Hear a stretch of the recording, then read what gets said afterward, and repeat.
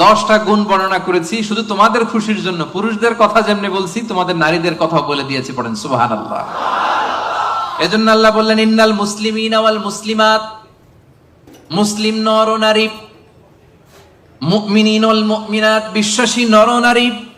কানিতিন কানিতাত, অনুগত নর ও নারী, সাদিকিন সাদিকাত, সত্যবাদী নর এবং নারী, সাবিরিন সাবিরাত, ধৈর্য ধারণকারী